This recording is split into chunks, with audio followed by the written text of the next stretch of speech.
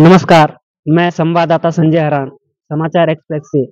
और आज फिर ले चलते हैं हम नगर निकाय चुनाव की ओर, जो कि बड़कोट में आप देख ही रहे होंगे कि बहुत सारे लोग ऐसे हैं, जो कि प्रत्येक क्षेत्र में जा जाकर अपना प्रचार प्रसार कर रहे हैं। उसी प्रकार से हम आपको मिलाएंगे एक शख्स से, जो शख्स एक ऐसे शख्स हैं जिन्होंने वो किए हैं, सुविधाएं दिए हैं, या फिर हम बोलेंगे प्रचार प्रसार में उन्होंने साथ दिया है। वो चाहे हमारे किसी भी क्षेत्र में हो, चाहे शिक्षा के क्षेत्र में हो, चाहे स्वास्थ्य के क्षेत्र में हो, और चाहे हमारे बिजली पानी के क्षेत्र में हो, उन्होंने हर जगह सपोर्ट किया है। तो ऐसे शख्स से हम मिलाएंगे। तो लीजिए, मैं आपसे मिलाना चाहूंगा। नमस्कार सर, आपका शुभ नाम? मैं विजयपाल रावत जी कांग्रेस में पीसीसी का सदस्य हूँ, कांग्रेस का सिपाही हूँ, कांग्रेस का कार्यकर्ता हूँ जी और इस बार आपके बीच में हूँ आपके सवालों के जवाब देने के लिए आपके चैनल के माध्यम से। जी जो लोग भी इस इंटरव्यू को देख रहे हो, साक्षात्कार को देख रहे हैं, जी उन सबका प्रणाम करता हूँ, अभिवादन करता हूँ। जी, नमस्कार। तो ये हमारे विजयपाल रावत जी हैं। और तो हम जानना चाहेंगे सर, सबसे पहले तो हम ये जानना चाहेंगे कि आपने इस क्षेत्र के लिए बहुत कुछ कार्य किए हैं। तो सबसे पहले मैं आपसे पूछना चाहूंगा कि किस किस क्षेत्र में आपने कार्य किया है? मैंने इस क्षेत्र के लिए उतने कार्य किया, मैंने कुछ भी नहीं किया है, एक तरीके से माना जाए, और मेरा पूरा जीवन भी निकल जाए तो शायद इस क्षेत्र की धरती का जो ऋण है हम कभी चुका नहीं पाएंगे। जी हाँ, ये बात जरूर है कि इस क्षेत्र में आकर के हम शिक्षित हुए, हम दीक्षित हुए, हमारा पूरा परिवार शिक्षित हुआ, हमने राजनीतिक दिशा देखी, हमने समाज देखा। तो जो इस क्षेत्र का जो हमारे प्रति योगदान है, वो हमारे योगदान की अपेक्षा बहुत बड़ा है। तो ये कहना कि हमने क्षेत्र के लिए किया, ये ठीक बात नहीं है। अभी तो हमने शुरुआत की है, हमने भी जन आंदोलनों को किया है। जी अभी वो दौर आना बाकी है जब हम इस बात को कह सकें या आप लोग कह सकें कि हमने इस क्षेत्र के लिए कुछ किया है। तो अभी हम लड़ रहे हैं, बच्चे हैं, तो समय आएगा तो माँ भगवती की कृपा होगी तो सब करेंगे भी। जी जी जी जी, आप कांग्रेस पार्टी से चुनाव लड़ रहे हैं, तो आप विपक्षी पार्टी को क्या कहना चाहोगे कि जो उनको ठेस न पहुंचे? शुभकामनाएं, शुभकामनाएं, और जल्दी चुनाव में आए हैं। वैसे विपक्ष की सरकार ने चुनाव को बहुत पीछे कर दिया है। अब मैं चाहता हूं कि हमारे विपक्ष की जो भी सरकारें हैं या जो भी लोग हैं, ये जल्दी मैदान में आए, और मेरी इनको शुभकामनाएं हैं कि हम एक सौहार्दपूर्ण वातावरण में चुनाव को लड़ें। ये क्षेत्र आज जो स्वर्गीय राजन सिंह रावत जी का जो क्षेत्र था, स्वर्गीय बुद्ध सिंह रावत जी का जो क्षेत्र था, स्वर्गीय सकलचंद रावत जी का जो क्षेत्र था, यहाँ पे एक गरिमामय राजनीति हुई है। 1930 का तिलाड़ी गोलीकांड यहाँ पे हुआ। लोगों की दृष्टि होती है कि यार उस क्षेत्र के लोग बड़े जागरूक हैं, लेकिन आज जिस तरह से धन बल, बाहुबल, जातिवाद, क्षेत्रवाद ने राजनीति की जड़ों में अपने अपना शिकंजा कसा हुआ है, मैं बस इसको ध्वस्त करना चाहता हूँ। मैं चाहता हूँ कि यार कल के दिन किसी गरीब आदमी का लड़का चुनाव लड़े जी तो कम से कम वो वो हिम्मत तो करे। आज तो इस टाइप से इन्होंने चुनाव को कर दिया है कि कोई कहता है मैं 2 करोड़ फूक दूंगा, कोई कहता है 4 करोड़ फूक दूंगा। तो आप बताइए, जो ईमानदारी से राजनीति कर रहा होगा, क्या उसको कोई हौसला मिल पाएगा कि मैं राजनीति करूंगा? तो मैं उन लोगों के लिए एक नजीर बनने की कोशिश करना चाहता हूँ कि मैं लोगों के प्यार और समर्थन से और अल्प संसाधनों में इस चुनाव को लड़ूं और जीतूं, और मेरा जो आधार हो वो योग्यता हो, वो मेरिट हो। मैं ये नहीं कहता कि मैं ही योग्य हूं, मेरे अलावा कोई योग्य ना हो, लेकिन कम से कम मैं अपना आधार बाहुबल और पैसा, धन बल, जातिवाद और क्षेत्रवाद इस आधार पर चुनाव नहीं लड़ूंगा। मेरा 24 वर्षों का संघर्ष है इस कांग्रेस पार्टी के भीतर। मैंने इस कॉलेज की छात्र राजनीति से लेकर के अपने आप को संगठनों में अच्छी पदों पर स्थापित किया है। मैंने समाज में व्यवहार कमाया है। मैंने लोगों के सुख दुख में शरीक होना सीखा है, बगैर फेसबुक में किसी फोटो को डाले हुए। ये नहीं कि मैं आज किसी के साथ कहीं पे किसी घटनाक्रम में हूं तो मैंने उसकी फोटो डाल दी। मुझे सोशल मीडिया चलाना मुझे बहुत अच्छे ढंग से आता है। हमारी अच्छी फैन फॉलोइंग भी है। जनसंचार का विद्यार्थी रहा हूं, तो जो मीडिया के एथिक्स हैं, जो मॉरलिटी है, जी मैं उसको समझता हूँ। मैं समझता हूँ कि प्रचार, हर चीज के प्रचार के लिए सोशल मीडिया नहीं होता है।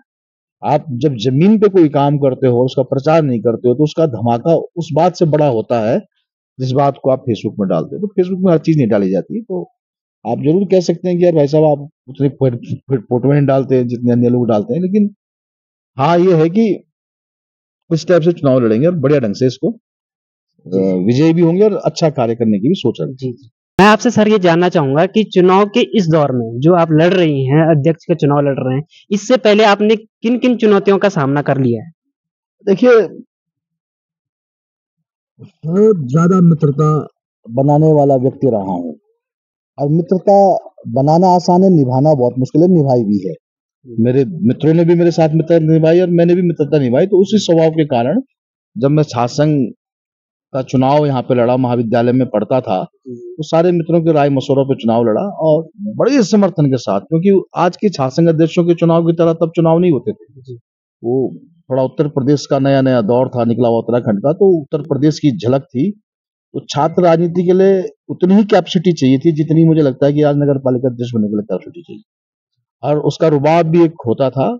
वहां से शुरुआत करी, कांग्रेस से जुड़ा, कांग्रेस के प्रत्याशी के रूप में छात्र संघ का चुनाव लड़ा, निश्चय से जुड़ाव रहा। हरीश रावत जी के संपर्क में आया, राजनीति के विश्वविद्यालय थे, कांग्रेस से परिचित हुआ, कांग्रेस की परंपराओं से परिचित हुआ, कांग्रेस के छात्र विंग के जो कार्यक्रम होते थे दृष्टिकोण नई दिल्ली में, वहाँ गांधी जी की आइडियोलॉजी से प्रभावित हुआ। वर्धा सेवाग्राम आश्रम जो महात्मा गांधी का है, वहाँ 10 दिन का प्रशिक्षण प्राप्त किया। तो तब जाके मैं वैचारिक रूप से कांग्रेसमैन हो पाया। और साथ साथ में कभी एनएसयूआई में प्रदेश महासचिव, उसके बाद जब उम्र छात्र जीवन की उम्र ढली तो युवा कांग्रेस में प्रदेश प्रवक्ता के रूप में मुझे भुवन कापड़ी, हमारे जो खटीमा के विधायक हैं, डिप्टी सीएल के साथ काम करने का अवसर हुआ। उसके बाद किशोर उपाध्याय जी प्रदेश अध्यक्ष बने, उनके साथ प्रदेश प्रवक्ता बनने का मुझे प्रवक्ता बनने का अवसर प्राप्त हुआ, उनके साथ काम करने का अवसर प्राप्त हुआ। उसके बाद माननीय प्रीतम सिंह जी, हमारे पूर्व प्रदेश अध्यक्ष और जौनसार के हमारे सम्मानित विधायक, उनके कार्यकाल में मुझे प्रदेश प्रवक्ता बनने का सौभाग्य प्राप्त हुआ।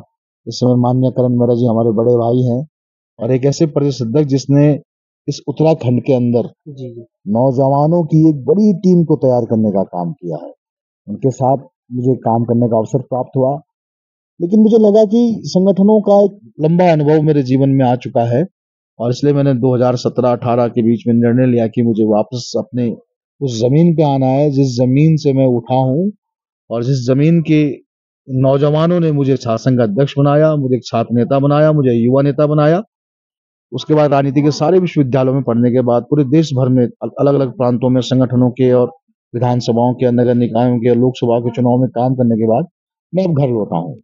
तो ये मेरे 24-25 वर्षों की तपस्या है कि मैंने पूरे जीवन छात्र राजनीति में क्या सीखा है, मैंने समाज में क्या सीखा, मैंने अपने संगठन में क्या सीखा, अपनी पार्टी के अंदर क्या संस्कार पाए, उन सब चीजों का जो अनुभव है मुझे वो इस चुनाव में दिखाना है।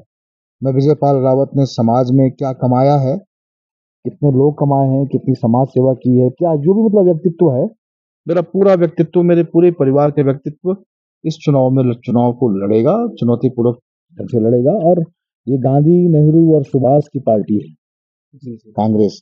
अब मैं चाहता हूं कि कांग्रेस की जो गौरवशाली परंपरा है उसको ध्यान में रखते हुए हम एक अच्छे सौहार्दपूर्ण वातावरण में किसी भी प्रत्याशी को, चाहे वो बेचारा कैसा भी है, निर्दलीय है, बीजेपी है, कैसा भी है, चाहे वो कोई बहुत भयंकर आदमी है, कोई बहुत मामूली आदमी है, एक समान नजरिए से सम्मान देते हुए एक सौहार्दपूर्ण वातावरण में, है ना, कोई अगर अपना पैसा भी फूक रहा है तो हमें उस पर कोई टिप्पणी नहीं करनी। वो टिप्पणी काम करना पत्रकारों का है, वो टिप्पणी काम करना मतदाताओं का है, वो टिप्पणी करना समर्थकों का काम है।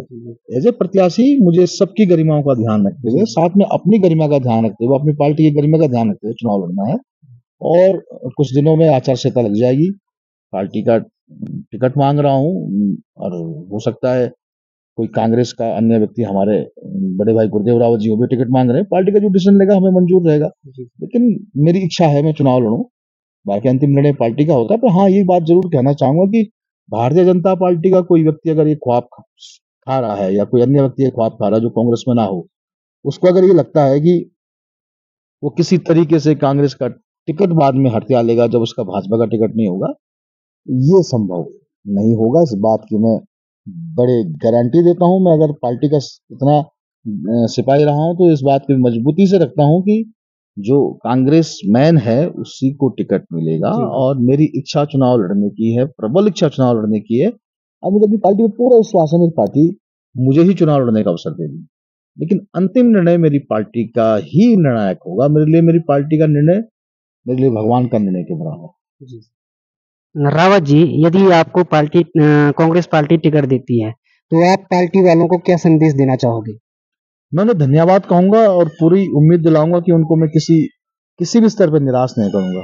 मैं चुनाव लड़ूंगा और पूरी गरिमा के साथ चुनाव लड़ूंगा और इस सीट को विजयी बना करके उनकी झोली में अच्छे मतों से विजय बना के उनके हवाले करूंगा। और जो स्थितियां कांग्रेस की यहाँ पर बिगड़ी है, धनबल बाहुबल, उन सबको खत्म करके पुनः पुरानी कांग्रेस को खड़ा किया जाएगा।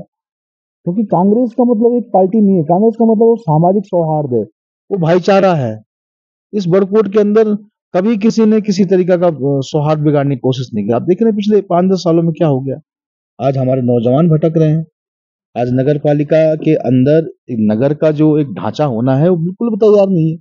एक ग्राम पंचायत की स्थिति शायद हमारे नगर पालिका से बहुत बेहतर है। मैं उन पर टिप्पणी नहीं करना चाहता जो हमसे पहले अध्यक्ष रहे हैं। हो सकता है कि उनकी समझ में कोई कमी रही हो, क्या रही हो, लेकिन मुझे लगता है कि नगर पंचायत के अस्तित्व में आने के बाद, नगर पालिका के अस्तित्व में आने के बाद हमारे पास बच्चों के लिए खेल के मैदान नहीं है। हमारे पास संस्कृति, कला, रंगमंच या किसी विषय पर परिचर्चा के लिए कोई ऑडिटोरियम नहीं है। हमारे पास इस बढ़ती जनसंख्या में, इस इकोनॉमी की दुनिया में यात्रा पड़ाव होने के बाद भी कम से कम 4-5 हजार गाड़ियों की पार्किंग की व्यवस्था होनी चाहिए। हमारे पास गाड़ियों की व्यवस्था नहीं है। हमारे पास हर घर तक गाड़ी पहुंचाने के लिए सड़कें नहीं है। हमारे पास पेयजल का संकट आपने देखा है, कितना बड़ा आंदोलन पानी के लिए हुआ। हमारे पास पेयजल की आपूर्ति की समस्या है। हमारे पास एम्प्लॉयमेंट की समस्या है। आज हमारा नौजवान बेरोजगार भटक रहा है। हमारे पास यहाँ हर तरह के रोजगार की समस्या, मतलब आज एक मैं नेता हूँ, आज जितने नेता हैं वो सब नौजवानों को एक बात के लिए ठगते हैं कि मैं तुम्हें ठेकेदार बना दूंगा। देखिए, मैं ये मानता हूँ कि ये गलत बात है। मैं अगर राजनीति में सफल होता हूँ यहाँ पे, या सफल ना भी हूँ, राजनीतिक जीवन मेरा है और रहेगा, मैं मेरी ये सोच है कि जो गरीब आदमी है, जो पढ़ना चाहता है लेकिन पढ़ नहीं पा रहा, उसकी मदद हम शिक्षा में करें। जो शिक्षित है और बेरोजगार बैठा है, उसको कोचिंग के लिए हम प्रेरित करेंगे। जो उसके बाद भी छोटी मोटी नौकरी चाहता है संविदा वगैरह की, उसकी उस चीज में मदद करेंगे। यार चलो इसके लिए रोजगार का सृजन करें। जिसके बस का वो भी नहीं है, जो कहेगा कि मैं ठेकेदारी करना चाहता हूँ, वो ठेकेदारी कर ले। जिसके बस की ठेकेदारी भी नहीं है, उसके लिए हम चाहते हैं यार कम से कम नगर पालिका के अंदर कुछ कोई जो दुकानें होती है बना रखी, ये जैसे चौराहे पे दुकान है बनी हुई जो टूटने वाली है, उन सब दुकानदारों से 50-50 हजार रुपये नगर पालिका द्वारा लिया गया। तो ये चीज बताइए, कोई सरकारी विभाग पगड़ी कैसे ले सकता है? किसी का निजी संस्थान है जो पगड़ी ले सकता है? मैं विजय पाल रावत आपके चैनल के माध्यम से सारी जनता से कहना चाहता हूं कि अगर मैं नगर पालिका अध्यक्ष बना, तो देखिए अतिक्रमण वाली दुकानें तो हटनी है, लेकिन इन दुकानों के बदले हम शहर के बीचों बीच सही जमीन पे, लीगल जमीन पे लीगल दुकानें बनाएंगे। आज अगर ये 100 दुकानें, तो हम कम से कम 200 से ऊपर की दुकानें बनाएंगे। और वो दुकानें उनको आवंटित करेंगे जो उन दुकानों को किराए पर चला रहे हैं, यानी कि मकान मालिक को देंगे। पहले पहले उनको देंगे जो दुकान संचालित कर रहे हैं, दोबारा दुकानें उनको देंगे जो वहां के मालिक हैं, और तीसरी दुकानें उनको देंगे जो इस शहर के बेरोजगार लड़के हैं। वो फिर ये नहीं कि वो विजय पाल रावत के समर्थक है तो उनको दिया जाएगा, नहीं। वहां गरीब आदमी का क्राइटेरिया लगाया जाएगा। वो किसी भी धर्म, जाति, पंथ का हो, किसी भी गांव का रहने वाला हो, किसी भी जगह का रहने वाला हो, वो किसी का भी समर्थक हो, अगर वो गरीब है और उस क्राइटेरिया में आता है तो उसको जगह देंगे और कोई पकड़ नहीं देंगे। 1100 का एक फॉर्म होगा, वो भरा जाएगा और उसको दुकान आवंटित की जाएगी। तब जाके हमारी राजनीति राजनीति राजनीति सार्थक होती है। तो हमें यहाँ पे सिस्टम को सुधारना है। हम ये नहीं कह रहे कि हम सीमेंट कंक्रीट का कोई बहुत बड़ा ढांचा शहर में खड़ा करने वाले हैं, लेकिन छोटी छोटी जो नैतिक चीजें हैं उनको जब हम स्थापित कर देंगे, तभी राजनीति की स्थापना होती है और सही ढंग की स्थापना होती है। हम ये खराब जो कल्चर है राजनीति का, इसको बदलने के लिए यहाँ पे लड़ाई लड़ रहे हैं। और मैं चाहता हूँ कि इस वीडियो को जो भी देख रहा हो, चाहे नौजवान साथी हो, नौजवान बहनें हो, हमारी माताएं हो, हमारी दीदियां हो, हमारी बुआएं हो, हमारे चाचा हो, हमारे काका हो, हमारे बड़ा हो, हमारे दादा हो, जो भी समाज को बदलने की मुहिम रखता है, मैं उनसे अपील करता हूँ कि इस लड़ाई में मेरा सहयोग दीजिए। मैं अकेला जितना संघर्ष कर सकता था, मैं उस संघर्ष के बलबूते यहाँ तक पहुंचा हूं। ये मेरे पूरे जीवन की तपस्या का प्रश्न है। अगर आप सच में चाहते हैं बदलाव करना है, तो अब मुझे आपके सहयोग की जरूरत है। और निसंदेह बुराई का अंधेरा कितनी देर तक कितना घना हो, उजाले की एक किरण सारे अंधेरे को दूर कर देती है। मुझे लगता है कि जितने लोग चुनाव लड़ रहे हैं उसमें से अगर संघर्ष देखा जाए, तो मुझे लगता है कि सबसे बड़ा संघर्ष मेरा अपना है। समय लोगों ने खर्च किया है, मैं मानता हूँ कि मुझसे ज्यादा समय खर्च किया है, लेकिन जिस डेडिकेशन के साथ मैंने राजनीति की है, मुझे लगता है कि ईश्वर को भी अब इस पे विचार करना पड़ेगा कि हमको अवसर मिलना चाहिए। जी। जी रावत जी, मैं एक क्वेश्चन आपसे और करना चाहूँगा कि अतिक्रमण के बारे में आपने कुछ कहा था, तो अतिक्रमण देखा जाए तो बड़कोट नगर पालिका जो है, वो यात्रा का पहला पड़ाव है। तो उसमें आप क्या कहना चाहोगे कि अतिक्रमण हटना चाहिए या जो ऑल वेदर रोड है, उस पे ज़्यादातर अतिक्रमण हुआ है, तो इसके बारे में आप क्या कहना चाहोगे? देखिए, बहुत सारी व्यवस्थाएं ऐसी हैं हमारे समाज में जो चली आ रही हैं। देखिए, जब तक आप किसी चीज का रेस्पॉन्स नहीं करते हैं, विरोध नहीं करते हैं, तो फिर आप गलत भी कर रहे हैं ना, तो वो भी सही लगता है।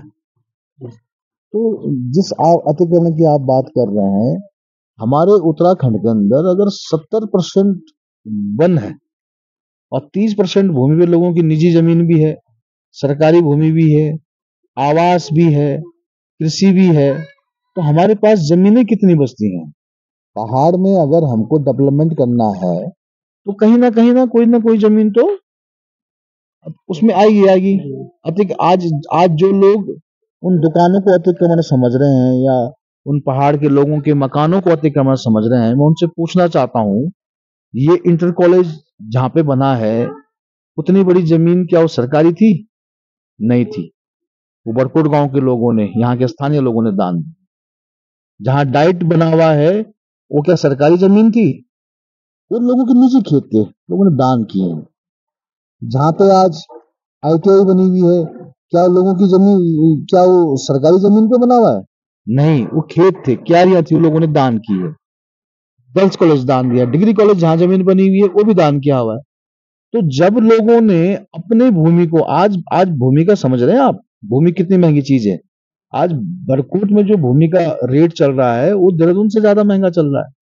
और उस जमाने में जिन लोगों ने अपनी भूमियां दान कर दी, उनके बच्चे आज गरीबी स्थिति में अगर हैं, तो क्या उनको गुस्सा नहीं आता होगा?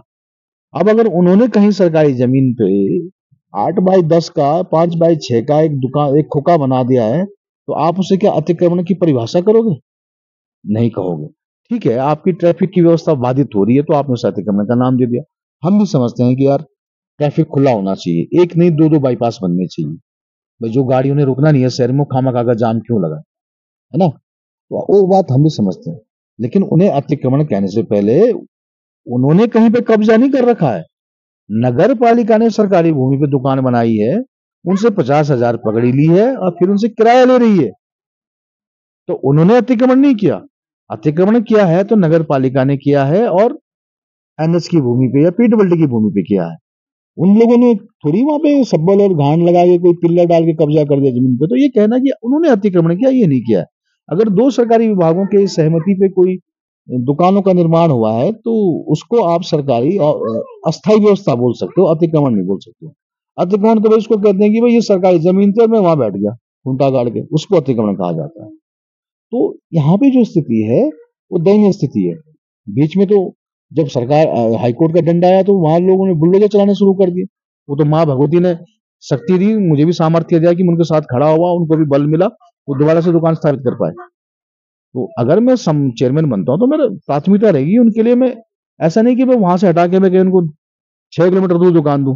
इसी शहर के बीचों बीच जहाँ पे मार्केट होता है, वहां पे उनके लिए दुकानें बनाई जाएगी। पहले किराएदारों को दी जाएगी, फिर मकान मालिक को दी जाएगी, फिर बेरोजगार जो जितने भी हमारे, कोई हमारी ऐसी बहन है जिसके पति का देहांत हो गया है, अपने बच्चों का लालन पोषण कर रही है, कोई ऐसी नौजवान महिला जिसको अपने बूढ़े माता पिता की सेवा करनी है, कोई नौजवान साथी। मतलब बेरोजगारी की परिभाषा में सिर्फ पुरुष ही क्यों आए?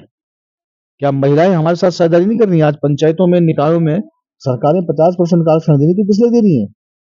भाई, जो समाज में महिलाओं को स्थान मिला है, आज महिलाएं गाड़ी चला रही हैं, ट्रैक्टर चला रही हैं, पेट्रोल पंप पे काम कर रही हैं, तो जो दुकानें आवंटित होगी उसमें महिलाओं को भी भागीदारी होनी चाहिए। तो सर्वे भवन्तु सुखिनः, सर्वे सन्तु निरामया की परिपाटी पे हम यहाँ पे राजनीति करेंगे, और अच्छे माहौल के साथ, अच्छे स्वार्थ के साथ इस चुनाव को भी लड़ेंगे। इस चुनाव के जो मुद्दे हैं, उन्हें भी लोगों को समझाने का प्रयास करेंगे। जी। एक लास्ट क्वेश्चन आपसे ये कहना चाहूँगा कि यदि आपको पार्टी आपको टिकट दे देती है, तो उसके बाद यदि आप नगर पालिका के अध्यक्ष बन जाते हैं, तो आप बड़कोट के क्षेत्र की समस्याओं को किस प्रकार से सॉल्व करोगे? मैंने कहा ना प्राथमिकताएं, मैंने दुकान वालों का बताया। जी, मैं शहर के अंदर बच्चों के लिए खेल मैदान दूंगा, एक नहीं दो दूंगा, कोशिश करूंगा 3 दूंगा। जी, फुटबॉल का भी दूंगा, क्रिकेट भी दूंगा और वॉलीबॉल का भी दूंगा। मैं एक बच्चों के लिए इंडोर ऑडिटोरियम का निर्माण करूंगा। मैं नगर पालिकाओं में बस संचालित करूंगा ताकि जो हमारे बच्चे डिग्री कॉलेज टटाव जाते हैं, पैदल बच्चे जाते हैं, नगर पालिका की बसों में कम से कम वो टटाव तक जाए। मैं इस शहर के अंदर बुजुर्गों के लिए एक ऐसा गार्डन तैयार करना चाहता हूँ और निकालूंगा सरकारी भूमि पे ही। जिनके दिमाग में नहीं है उन्हें मैं भूमि में नहीं बताना चाहता। ये मेरी प्लान है। मैं चाहता हूँ इस बड़कोट के अंदर एक भव्य ऑडिटोरियम हो जिसपे हम हिमालय के बारे में, रवाई की संस्कृति के बारे में, रवाई के कल्चर के बारे में, रवाई के खान पान, वेशभूषा, इतिहास के बारे में, देश और विदेश के जो बड़े विद्वान हैं, बड़ी बड़ी विश्वविद्यालयों के जो प्रोफेसर हैं, पर्यावरणविद हैं, राजनीतिक चिंतक है, सामाजिक चिंतक है, उनको बुला के बड़ी बड़ी गोष्ठियां की जाए। लेकिन हमारे शहर में इन सारी चीजों के लिए एक विजन की जरूरत है। ये नहीं कि सिर्फ सड़क बनाई, नाली निर्माण किया, इसको ठेका दिया, उसको ठेका दिया। मैं इन चीजों से उठ करके राजनीति की शुचिता और गरिमा के लिए काम करूंगा और मैं चाहूंगा कि 5 साल के भीतर इस शहर के अंदर मैं अगर उन सारी चीजों को स्टैब्लिश नहीं कर पाऊं तो कम से कम उनकी जो आधारशिला है उसको तो तैयार कर सकूं, ताकि भविष्य में जो अगला चेयरमैन आएगा उसके पास कुछ बेस हो काम करने के लिए कि मेरे से पहले जो चेयरमैन रहा उसने ये आधारशिला रखी है, मुझे उसकी दीवारें खड़ी करनी है। उसके बाद जो आएगा वो उसकी छत का निर्माण करेगा। उसके बाद जो चेयरमैन आएगा वो उसकी उसकी रंग रोगन और उसकी उसकी घुंघराऊ तैयार करेगा। लेकिन विजन बड़ा रखेंगे, सपने बड़ा रखेंगे, चीजें बड़ी रखेंगे। मैं सड़क और नालियों के निर्माण के लिए बिल्कुल भी चेयरमैन नहीं बनना चाह रहा हूँ। जो ठेकेदारी परंपरा यहाँ पे डेवलप हुई है उसको खत्म करना चाहता हूँ और एक नगर पालिका का अस्तित्व जैसा होता है, गरिमामय अस्तित्व जो होता है। आज मसूरी नगर पालिका अंग्रेजों के जमाने की है। वो अकेली ऐसी नगर पालिका है जो बिजली का उत्पादन करती थी पहले से। अब तो शायद वो शायद यूपीसीएल में चले गई, लेकिन उसने इलाहाबाद के बाद पहली बिजली मसूरी में आई थी। वो बिजली का उत्पादन करती थी। तो नगर पालिका का जो बोल्ड होता है, उसकी जो शक्तियां होती है, उसके जो निर्माण करने की क्षमता होती है, उसकी जो राजस्व कमाने की क्षमता होती है। देखिए किसी भी नगर पालिका में बजट इस बात पर निर्भर नहीं करता कि सरकार किसकी है। बजट इस बात पर निर्भर करता है कि आपकी सोच और आपकी अप्रोच क्या है। 3 तरह के बजट नगर पालिका में आते हैं। एक आता है केंद्र सरकार का बजट, एक आता है राज्य सरकार का बजट, एक आता है नगर पालिका की राजस्व प्राप्ति क्या है। आज हमारे पास हाउस टैक्स के अलावा कोई वो नहीं है रिसोर्स, और हाउस टैक्स भी सब लोग नहीं देते हैं। भाई हाउस टैक्स का मतलब है हम किसी घर से अगर टैक्स ले रहे हैं तो उस घर को हम फैसिलिटी क्या दे रहे हैं। हम लोगों को सड़क नहीं दे पा रहे, हम लोगों को स्ट्रीट लाइटें नहीं दे पा रहे प्रॉपर सब जगह, हम सफाई की व्यवस्था नहीं दे पा रहे हैं। ये तो कोशिश ये भी रहेगी कि मैं शहर के प्रत्येक एरिया में इंटरनेट जोन बनाऊं। भाई नौजवान और कई लोग आज कई चीजें करते हैं। एक बड़ी अमाउंट, एक अगर किसी विद्यार्थी का 150 रुपये 200 रुपये महीने का अगर जेब में बच जाता है इंटरनेट का, और शहर के अंदर फ्री वाईफाई अगर नगर पालिका की तरफ से होता है तो उसमें क्या प्रॉब्लम है। पूरे शहर के सीसीटीवी कैमरे आज बंद पड़े हुए हैं। सारी सुरक्षाएं हमारी प्रश्न चिन्ह लगा हुआ है उनके ऊपर। मैं चाहता हूँ सीसीटीवी लेस हो। हमारे शहर के अंदर 200 और से लेकर के 250 के बीच में छोटे से लेकर बड़े रिजॉर्ट हैं जो यात्रा के समय चलते हैं, यात्रा के बाद बंद हो जाते हैं। और जबकि हम मसूरी से मात्र 70-80 किलोमीटर पे हैं, ज्यादा दूर नहीं है। क्या एक मसूरी जैसे बड़े हिल स्टेशन का, जिसका नाम पूरे अंतर्राष्ट्रीय लेवल पे लोग जानते हैं, उसका एक छोटा सा स्टेशन हम बड़कोट बना करके क्या ऑफ सीजन में यहाँ पे टूरिस्टों को नहीं ला सकते। हमारे पास राड़ी मोराल्टो जैसा खूबसूरत वन वन प्रांत है जहाँ सर्दियों में बर्फ रहती है और गर्मियों में कितनी ग्रीनी होती है। हमारे पास माँ यमुना का इतना सुंदर तट है जिसकी एक आध्यात्मिक महत्वता भी है और सामाजिक महत्वता है ही और खूबसूरती है ही। हमारे पास मतलब एशिया का सबसे रिजर्व फॉरेस्ट देवदार का 42 जंगल है। हम कुल्लू मनाली की तरह यहाँ पे पैराग्लाइडिंग का कल्चर क्यों नहीं डेवलप कर सकते? क्यों नहीं हम अपनी नदियों पे, क्यों मतलब उस तिलाड़ी में रोज मतलब वो ठेकेदारी होनी है जो मतलब 6 महीने होनी है, 6 महीने भेजानी है, क्यों होनी है वो तिलाड़ी में? तिलाड़ी के वो खेत जो खत्म हो गए हैं उनको उनको ठीक करना है भाई, वहाँ प्रोजेक्ट कृषि डेवलप करनी है, वहाँ पर पर्यटक स्थल बनाना है, सहस्त्रधारा गंगा नदी जैसा वहाँ पे एक स्थल बने, वो भी हमारी माँ पावन यमुना है, वो हमारा बड़कोट का पारंपरिक शमशान घाट है। क्या कोई उस तरह की व्यवस्थाएं आपको दिखती है वहां पे? नहीं दिखती वहां पे। हमारा पास इतना बड़ा खेल का मैदान था, हेलीपैड, और पता नहीं कौन व्यक्ति ऐसा रहा होगा, मैं उस जनप्रतिनिधि से बड़ा नाराज हूँ, कौन था वो जिसने वहां पे मतलब सीमेंट की इतनी मोटी परत डाल करके उसको हेलीपैड बना दिया। अब कितने हेलीकॉप्टर उतर रहे मुझे बताओ यहाँ पे। लेकिन आपने पूरे शहर का, पूरी रमाई वैली का एक बड़ा खेल मैदान, जहाँ पे गोपाल सहित खिलाड़ी टूर्नामेंट होता था, खिलाड़ी के शहीदों की याद में, जहाँ पे हम खेलों का आयोजन किया करते थे, आपने उसकी संभावना को खत्म कर दिया पूरी। तो ये जो अभी एक फील्ड हमने बचा हुआ था आईटीआई के अंदर, वहां पे भी एक बहुत बड़ी टाटा की बिल्डिंग बन रही है। मैं परसों गया, मैंने 6 घंटे वहां का काम रुकवाया। शहर का एक व्यक्ति उसके सहयोग देने के लिए तैयार नहीं हुआ कि ये बिल्डिंग नहीं बननी चाहिए। तो मैंने 6 घंटे काम रखने के बाद हमने कहा ठीक है, अगर कोई चीज आईटीआई की बन रही है, तो आपने जो मैदानों को खत्म करने का सिलसिला जो शहर के अंदर चला रखा है वो बड़ा खतरनाक है। अगर बच्चों के पास खेल के मैदान नहीं होंगे तो बच्चे तो नशे की गिरफ्त में आएंगे ना। आज शहर के अंदर ड्रग्स कितना हावी हो रखा है। मैं धन्यवाद करता हूँ अपनी बड़कोट पुलिस का कि वो काफी संवेदनशीलता के साथ इस विषय पे काम करती है। लोगों की भले उनसे नाराजगी रहती है कि आप गिरफ्तार क्यों नहीं करते, गिरफ्तार क्यों नहीं करते। जब पुलिस किसी को गिरफ्तार करके लाती है तो सबसे पहले उन्हीं बच्चों के माँ बाप थाने में पहुंच जाते हैं। लेकिन फिर भी ये चिंता होना, एक अलर्ट पोजीशन होना, ये बहुत सारी चीजें हैं। जब तक हम इन चीजों को ठीक नहीं करेंगे, आज तो राजनीति में संजय भाई, किसी ने अगर पैसा नहीं कमाया ना तो उसको बेवकूफ समझा जाता है। हमें कहते हैं लोग कि यार आप तो मुख्यमंत्री जी के साथ दिखते थे, हेलीकॉप्टरों में हरीश रावत जी के साथ रहे हैं, सरकारों में रहे हैं, आपने तो यार कोई फायदा नहीं उठाया यार विजयपाल भाई, आपने तो यार पैसे नहीं कमाए यार। तो क्या पैसा ना कमाना या किसी का फायदा उठाना गुनाह है? और जितने भी आज लोग अपने आप को कह रहे हैं कि हमारे पास, हम 2 करोड़ फूक देंगे, 3 करोड़ फूक देंगे, 4 करोड़ रुपए बड़कोट के नगर पालिका चुनाव फूक देंगे, मैं उनसे पूछना चाहता हूँ, मैं जनता से भी पूछना चाहता हूँ, जब ये लोग राजनीति में नहीं थे, इनके पास क्या था? मैं जब राजनीति में नहीं था तो मेरे पास कुछ नहीं था। मैं राजनीति के इतने बड़े सेटअप को देख करके लौटा हूं, मेरे पास आज भी कुछ नहीं है। इन्होंने ऐसा कौन सा बड़ा सेटअप देख लिया जो इनके पास इतना कुछ आ गया? कहां से आया है? भाई किसी ने कारोबार भी जोड़ा है बहुत बड़ा, कैसे जुड़ा? कल तक तो नहीं जुड़ा। जब आप राजनीति में नहीं थे तब आपकी स्थितियों में, आपकी आर्थिक स्थितियों में इतना बड़ा बदलाव कैसे आया? तो ये जनता को समझना है, जनता सब कुछ जानती है। और मैं तो यही चाहता हूं कि आप सच में अगर अपने बच्चों के लिए, अपने क्षेत्र के लिए कुछ बदलाव चाहते हैं तो मुझे एक अवसर दीजिए। मेरे 24 साल के अंदर मैंने जो भी प्रतिभा अपने अंदर डेवलप की है, जो भी मैंने सीखा है, मैं वो सब अपने समाज के लिए लगा देना चाहता हूँ। मैं इस क्षेत्र में नाम कमाने के लिए राजनीति करने आया हूँ, बस। अब मुझे मालूम है लोगों का मुझे आशीर्वाद और प्यार हमेशा जरूर मिलेगा। जी, बहुत-बहुत धन्यवाद रावत जी। और हम शुभकामनाएँ देते हैं आपको कि अग्रिम शुभकामनाएँ देते हैं कि हमारे जो समाचार एक्सप्रेस की टीम है, वो आपको दोबारा भेंट करे, और इसके लिए अब मैं क्षमा चाहूँगा और मैं मिलता हूँ आपको दूसरी न्यूज़ के साथ। बहुत-बहुत धन्यवाद।